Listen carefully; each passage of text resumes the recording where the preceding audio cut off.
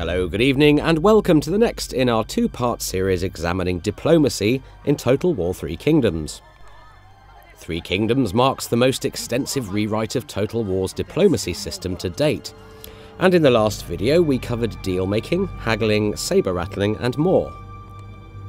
Today we'll be dealing with the different forms of alliance and how they can help you to broker major blocks of power across the campaign map.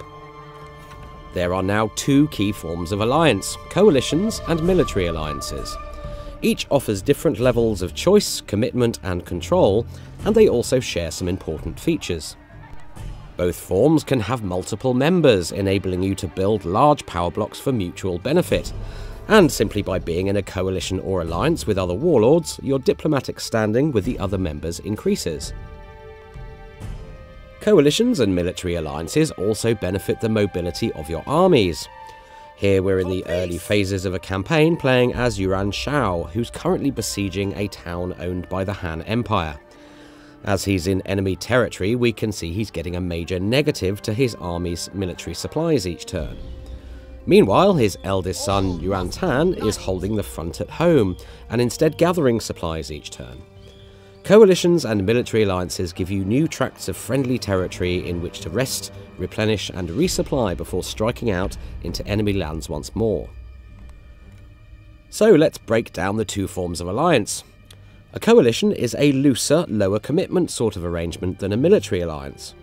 Forming a coalition is relatively easy as long as you have a neutral or better diplomatic standing with the other party. Being at war with a mutual enemy is also a definite bonus, of course. Let's see if we can get a coalition signed with Liu Bei. He names his price, which we can well afford, and yes, the pact is signed. Now, if we arrange the diplomatic faction list by group, we can see we're now part of the newly formed Thundering Sky Coalition. Once a coalition is signed, any member can invite another warlord to join. But like many major actions that a warlord wishes to perform in a coalition, the consent of all parties is required.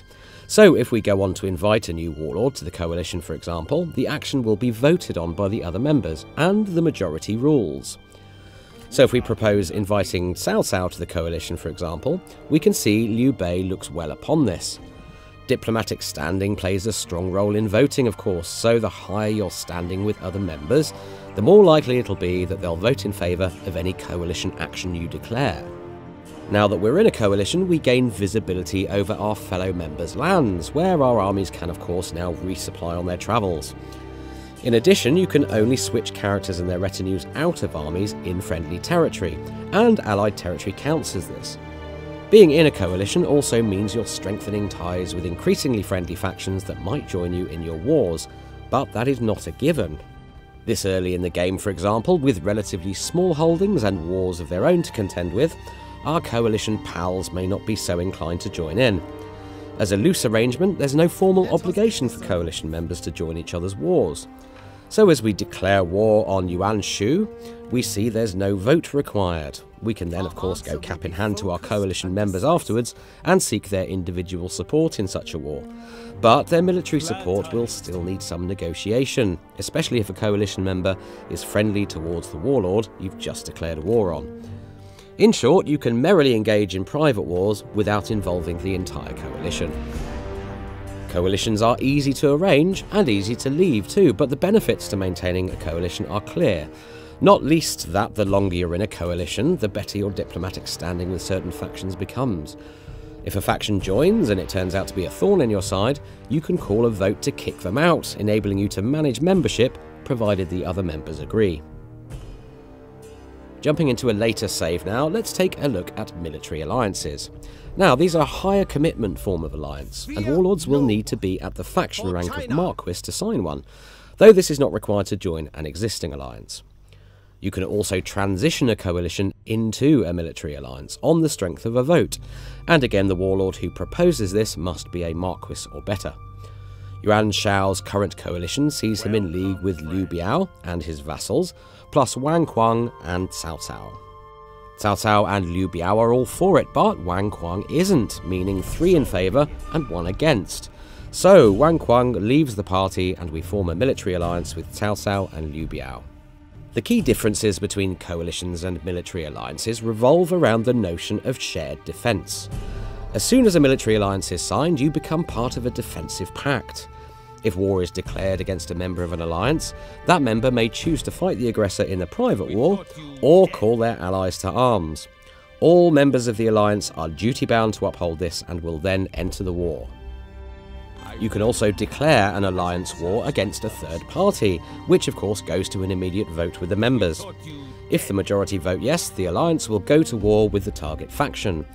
There are only two ways to resolve an alliance war. Either you leave the alliance and sign peace with the opposing belligerents on your own terms, or the alliance votes as a group and once again a majority vote is needed on both sides to bring peace. Any minorities opposing peace will leave the alliance and continue in private wars against the original targets. Neither coalitions or alliances stop you from engaging in private wars, of course. You can still declare war or sign peace with other individual factions at your leisure. Now, all of this adds up to a system where, over the course of a campaign, you'll see coalitions form over time as different warlords' goals and situations align. The AI understands the value of such arrangements and will engage in them frequently. Some coalitions will be fleeting and will fall apart as goals diverge. Some will endure to become distinct power blocks, and some will solidify into powerful military alliances that the world begins to revolve around. Indeed, wars between significant long-term alliances become more common as the campaign reaches its later stages. Another classic diplomacy feature also makes its return in Three Kingdoms, and that's region trading. Alongside food, money, ancillaries, and numerous other diplomatic treaties, territory can now be used as a bargaining tool in diplomacy, and it's about the most valuable commodity going. It's a useful way of garnering major value to strike big deals, especially later in the campaign where you may have a surfeit of territory. If we approach Cao Cao and click the Trade Territory option, all our owned regions are shown, listed by commandery, with their constituent regions detailed below. You can only trade away regions which are adjacent to the territory of the warlord you're dealing with. So if we were to offer territory to Cao Cao, we can see that only Yingshuan Commandery is tradable, as it's the only one next to his lands. As you can see, productive farmland is very desirable, so we can demand a lot in return. In this case, let's try 4 food per turn for 10 turns, and a regular payment of 500 gold per turn. But a big ticket item like a tract of farmland can be useful in deals where the warlord's asking price may be high. In aggregate, these many changes to diplomacy enable you to achieve more than ever before. With a host of new big-ticket assets to trade, and with the ability to forge mighty alliances between powerful warlords, the campaign power play in Total War Three Kingdoms is at once more subtle, more complex, and more far-reaching than ever before. Thank you for watching, and stay tuned for more Three Kingdoms gameplay coming very soon.